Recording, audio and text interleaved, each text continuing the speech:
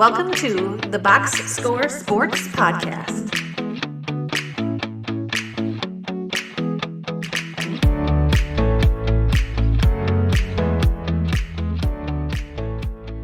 Okay, this is the New Orleans Pelicans exit interview. So if you're watching this for the first time, please like and subscribe to the channel. Leave comments down below what your thoughts on the season for the Pelicans were and what you like to see them do this offseason. Clint, the Pelicans, they finished 26-56 on the season. They were 11th team in the Western Conference. Give me a pro for the Pelicans.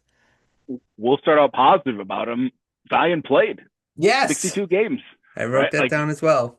He looked almost 30 minutes a game, 62 games. Like, he had stretches where I don't want to say turn back the clock because he's not old. He's 25, but he had some flashes of some of that athleticism, and obviously he's lost some of it. But to get him up to 62 games, didn't suffer like any kind of catastrophic or long-term injury, is a big positive for them.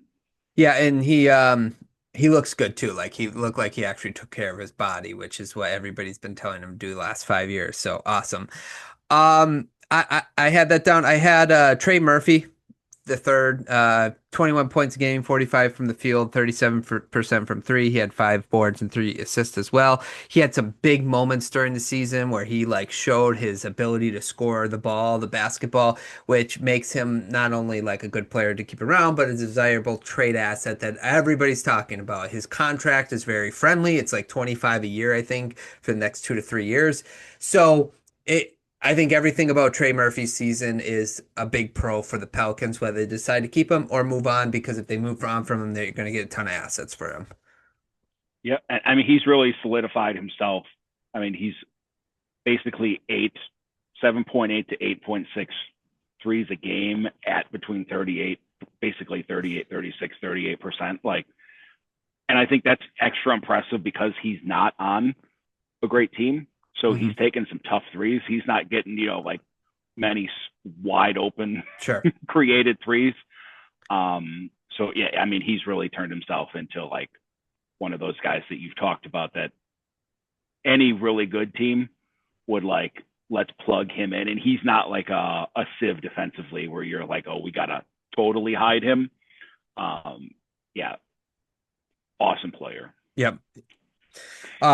We'll talk about him a little bit more later. Give me another pro. I thought Derek Queen showed some flashes. I mean, we'll get to the cons about trading the pick to move up to get him. But again, I mean, he's not a shooter, but he showed some of the flashes of why you would like him with his size, his strength. So at least, you didn't trade for a guy and then halfway through the year, you're like, I don't even know if this dude can play. Yeah. Now, I think he suffered from some of the liabilities on this team and the overlapping with Zion, like a lot of similarities where you're going to play, can't really space out. But I think if you're going to clear the deck and you're going to go that route, at least you saw something from this guy where with coaching, with maybe a different setup on the team, he can, over the next couple of years, grow into a really good starter. No, I agree. I think he was better than we expected, and I know we'll talk about the other part of that and the cons, the trade part. But I will say that if he ends up continues to progress in something, it'll be one of those things where we'll be like, yeah, did they overpay? But look at the player they got. Like, yeah, at the time they still overpaid, but he may become something worth that will not look as bad. Along with that, I put Fears down. He averaged 14 points a game. It seems like that's another pickup for them. Good, solid defender, good point guard. Someone that they possibly, like you said, if they reset, they can build around him and Queen. For sure. Any other pros? They didn't egregiously tank, but they didn't have their pick, so they didn't have to. Yeah, there you go. That's a pro. I did put Sadiq Bey down, former Detroit Piston. He had some moments he had a couple 40-point games. It's like everything, like this is what we saw in him. It was the best game he had since 2023. I mean, best year, I should say. He did have a big injury as well in there. But it was nice to see him play really good. I just wanted to throw that out there because I'll always have a special place in my heart for Sadiq Bey playing on those bad Detroit Piston teams. Not his fault. 17 points a Pistons game, by the way. legend. That's right. Yeah. Well, and here's the thing. I think he's signed. He's still signed next year with them. So it's like it makes them what they do a little bit more flexibility if he's going to be a solid player for them. So, So um, give me a con. Let's go to the cons. I'm going to start with Herb Jones. I I have him think down too. I think this is when we did the Piston things. Not to keep harping on it, when we talk about like Asar, and Yes. sometimes these guys hit a ceiling, and then like 2 years ago he shot 42%. Granted, only on 3.6 a game, but you're like defender. He figured out his shot, but they wanted like multiple first round picks for him back then. Didn't get what they wanted. Went down to 30.6, now 30.9, again, consistently 3.6, 3.6. He got up to 4.63s a game. It's just not going to happen. And now, like, no one's like, oh, we're going to give up multiple firsts for Herb Jones. And so I think his fall off, not only shooting, defensively a little bit, he's missed some games the last couple of years. So I just think, and I think he's a dependent player, and some of it is the team he's on. Like, I'm Yeah. sure the percentage would go up if he got to play with like Jokic, right? Yeah. He's going to get some wide open shots. But I think he's kind of the red flag of when these guys kind of peak. If you don't think the shooting is real, I think if you're the Pelicans, if you could have moved off of him for a first round pick and a player or something, you probably look back and take that at this point. But his decline, especially offensively, where he's just a dude, kind of makes the rest of the team hard because Derek Queen's not a shooter.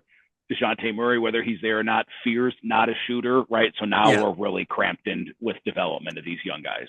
Yeah, and it's got to be like I like Herb Jones. I think he can be something. I just think it can be very draining to be in a losing situation all the time, and maybe it's something like that.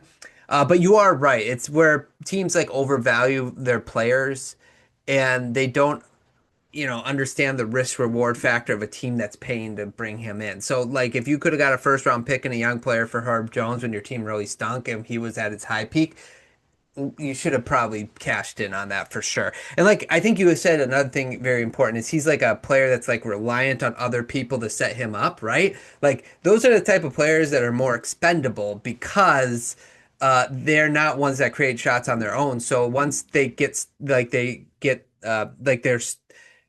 stop setting him up in efficient ways, their efficiency plummets. And that's kind of partly probably what happened too as well. Yeah, and it's kind of like Dyson Daniels with the Hawks, right? Right, Like correct. these guys just get in there, and when it gets tough, like who are you going to leave wide open? Herb Jones, Dyson Daniels. Yep. Just be like, shoot away, boys. That's right. I have another my con. My first one I'll talk about is the coach firing 12 games into the season. Like, why didn't you fire him in the offseason if you were that negative about him? Willie Green, right? That was the coach they fired.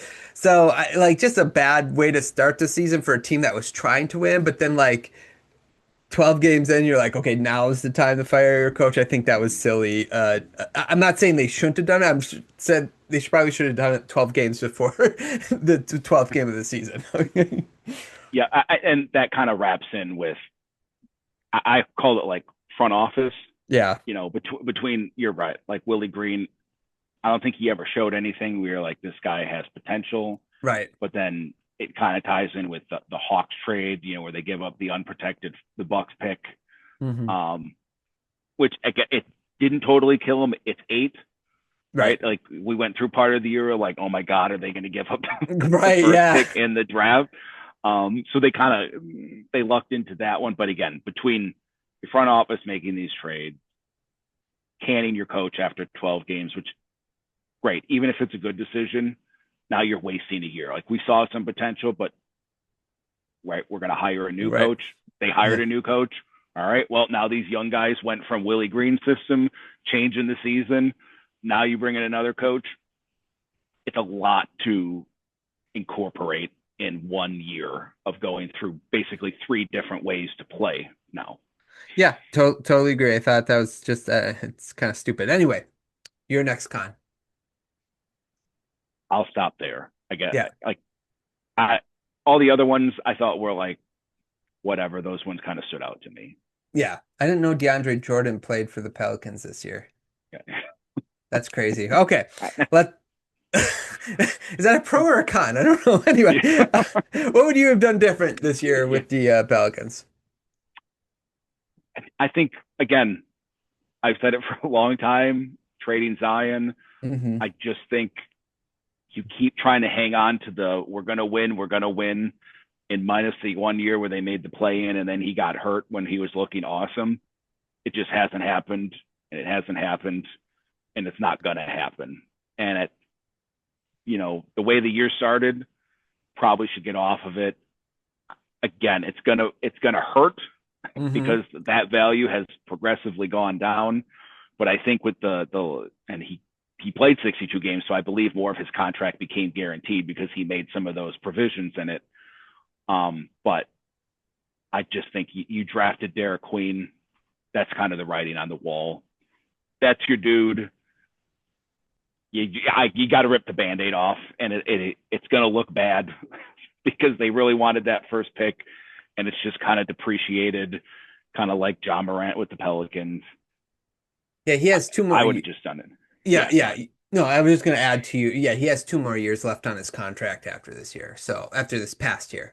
So two more, 42, 44. So I mean, I agree with you. I think not just him, but I would have tried to like clear the decks for your two young guys. Like one thing is, and you bring up a good point, like Zion and Queen are too much in the same spots to have them both start. But I'm just like, you drafted this guy at number 10. You trade all this stuff and he only starts 48 games for you, plays 81, but only starts 48. I think like making a move like that, it should have been also in conjunction with let's clear the decks for these young guys. Let's clear it for Fears. Let's clear it for Queen. We know we'll have like a tough season.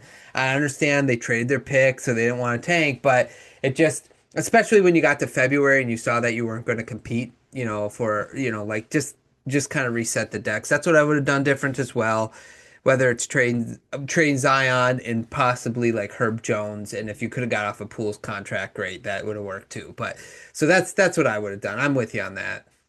Yeah, and I think part of it comes down to is you made that trade, you gave up the unprotected pick, and then you're worried if you trade Zion, who's playing good, that then your team, even though it's not trying to tank, it's going to give up a higher pick. Hmm. And again, we're compounding problems here because we made the dumb trade to start with, and now we're like, well, we'll just keep Zion this year so we don't give up the best pick in this draft when in all actuality the trade's done, it's over with. And Trey Murphy still has his value, but again, you're wasting a Trey Murphy here. You're kind of keeping Herb Jones down between Fears and Queen and Misi, like all these guys. Let them go, clear the decks, like you said.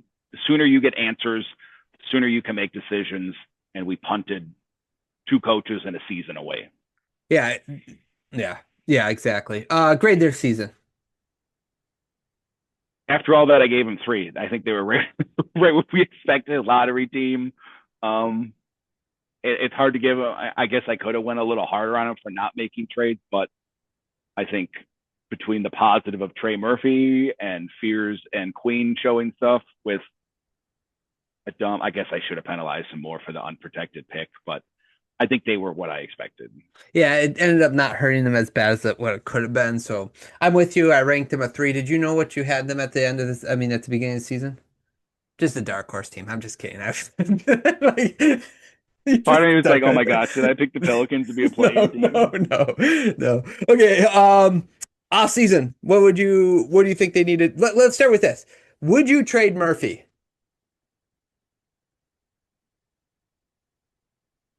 I would try to trade the other guys first. Okay.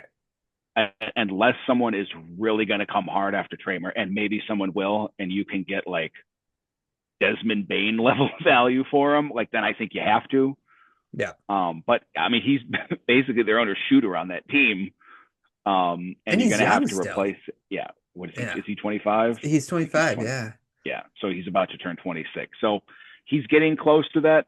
Not that he's getting old, but if you're thinking 3-4 years before you're good, right now he's 30 on a new contract, so on and so forth.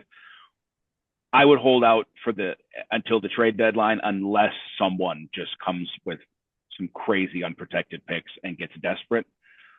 I would start with Zion. I would start with, I can't even remember if DeJounte Murray's a free agent or if he has a player option. I think he's here. I got it right here for you. He is. No, he's still. I think he got 2 years left on his contract. So, So if you can do that, Herb Jones, like I would start with those guys and try to build the Fears, Murphy, Queen, and what we can get from it. Because I think he's less likely to be like the Herb Jones where it just falls out because he's shown he can shoot. He's shown what he can do even on a bad team. So even if you can improve a little, he's going to shine that much more. yeah, I agree. I would kind of keep him as well. Again, he's 25.